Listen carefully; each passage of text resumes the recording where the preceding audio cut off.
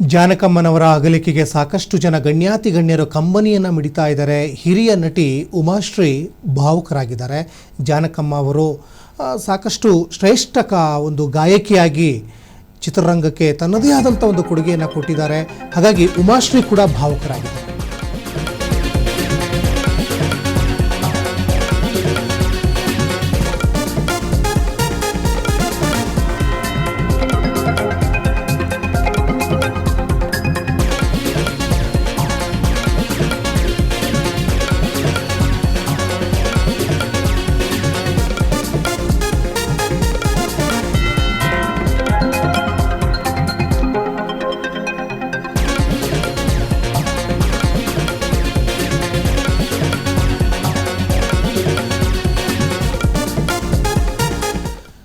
ಸಾಕಷ್ಟು ಗಣ್ಯಾತಿ ಗಣ್ಯರು ಕಂಬನಿಯನ್ನು ಮಿಡಿತಾ ಇದ್ದಾರೆ. ಜಾನಕಿ ಅಮ್ಮನವ್ರನ್ನ ನೆನೆದು ಹಿರಿಯ ನಟಿ ಉಮಾಶ್ರೀ ಕೂಡ ಭಾವುಕರಾಗಿದ್ದಾರೆ.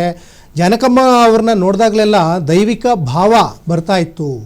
ಸಹಜವಾದ, ನೈಜವಾದ ಮತ್ತು ಸಾಂಸ್ಕೃತಿಕ ಮಾದರಿಯ ಬದುಕನ್ನು ಅವರು ಪಾಲಿಸ್ಕೊಂಡು ಬಂದರು. ಜಾನಕಿ ಅಮ್ಮ ಆ ರೀತಿ ಬದುಕ್ತಾ ಇದ್ರು ಅಂದರೆ ಅದು ಅವರ ಒಂದು ಸಿಂಪಲ್ ಆಗಿರುವಂತಹ ಬದುಕು. ಜೊತೆಗೆ ಅವರ ಒಂದೊಂದು ಸ್ವಾಭಿಮಾನಿಯಾಗಿ ಬದುಕಿದ್ರು. ತಮ್ಮನ್ನು ತಾವು ಬದುಕಿನಾದ್ಯಂತ ಅರ್ಪಣೆ ಮಾಡಿಕೊಂಡಿದ್ರು ಅಂತ ಉಮಾಶ್ರೀ ಅವರು ಜಾನಕಮ್ಮ ಅವ್ರನ್ನ ಕಂಡಂತೆ ಅವರು ನಡ್ಕೊಂಡು ಬಂದ ಒಂದು ಹಾದಿಯನ್ನು ನೆನೆದು ಇವತ್ತು ಭಾವುಕರಾಗಿದ್ದಾರೆ. ನೋಡಿ, ಜಾನಕಮ್ಮ ಅವರು ಅನೇಕ ಹಾಡುಗಳನ್ನು ಹೇಳಿದ್ದಾರೆ. ಯಾವುದೇ ರೀತಿಯಾದಂತಹ ಫೇಸ್ ಎಕ್ಸ್ಪ್ರೆಷನ್ ಅವ್ರು ಮಾಡ್ತಾ ಇರಲಿಲ್ಲ. ಅವರ ಎಕ್ಸ್ಪ್ರೆಷನ್ ಇದ್ದಿದ್ದು ಧ್ವನಿಯಲ್ಲಿ, ತುಟಿಯಲ್ಲಿ ಅವರ ಎಕ್ಸ್ಪ್ರೆಷನ್ಸ್ ಇದ್ದದ್ದು. ಅನೇಕ ಕಷ್ಟದ ಹಾಡುಗಳನ್ನು ಕೂಡ ಬೇರೆ ಬೇರೆ ಕಲಾವಿದರಿಗೆ ಹಾಡಲಿಕ್ಕೆ ಆಗದೇ ಇರುವ ಹಾಡನ್ನು ಕೂಡ ಜಾನಕಮ್ಮ ಅವರು ಹಾಡಿದ್ದಾರೆ. ನೋಡಿ, ಒಂದೇ ಹಾಡಲ್ಲಿ 20 ಧ್ವನಿಯ ವೈವಿಧ್ಯವನ್ನು ಮೈಗೂಡಿಸ್ಕೊಂಡಿದ್ರಂತೆ. ಅದು ನವಗ್ರಹ ಪೂಜಾ ಮಹಿಮಾ ಅನ್ನುವಂತಹ ಒಂದು ಚಿತ್ರದ ಹಾಡು.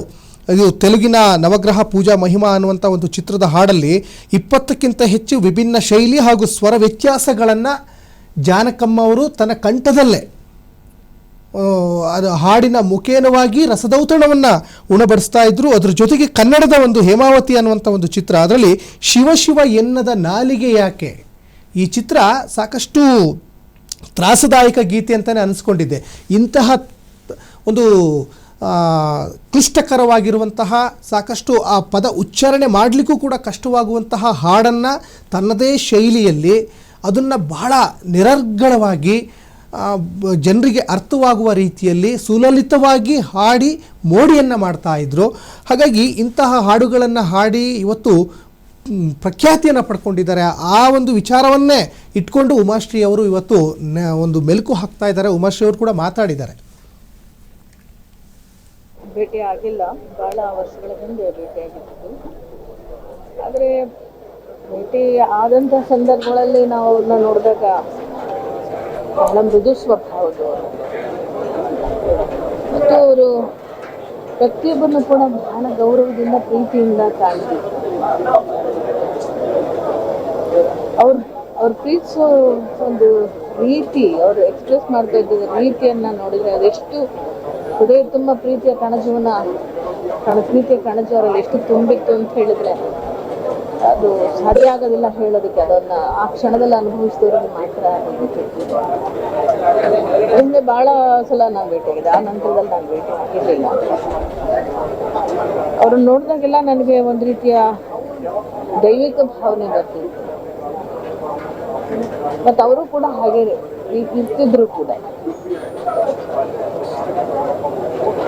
ಅದು ವೈಯಕ್ತಿಕವಾಗಿ ಅವರ ಗುಣಧರ್ಮಗಳು ಇಂಥ ದೊಡ್ಡ ಒಂದು ಸ್ಥಾನಮಾನಗಳನ್ನು, ಜಗತ್ಪ್ರಸಿದ್ಧಿಯನ್ನು ಪಡ್ಕೊಂಡ್ರೂ ಕೂಡ ಸಹಜವಾದ ಬದುಕನ್ನು, ಒಂದು ನೈಜವಾದ ಬದುಕನ್ನು ಮತ್ತು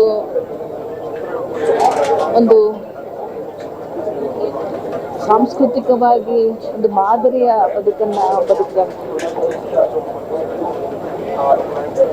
ಆ ರೀತಿಯ ಬದುಕನ್ನು ಬದುಕೋದು. ಆಮೇಲೆ ತುಂಬ ಸ್ವಾಭಿಮಾನಿ, ಕಠಿಣವಾದ ನಿಲುವುಗಳನ್ನು ತಗೊಳ್ತಿದ್ರು ಮತ್ತು ವೃತ್ತಿ ಧರ್ಮವನ್ನು ಅತ್ಯಂತ ನಿಷ್ಠೆಯಿಂದ ಪ್ರಾಮಾಣಿಕವಾಗಿ ಪಾಲಿಸ್ತಾ ತಮ್ಮನ್ನು ತಾವು ಸಂಪೂರ್ಣವಾಗಿ ಬದುಕಿನಾದ್ಯಂತ ಅರ್ಪಣೆ ಮಾಡಿಕೊಂಡರು.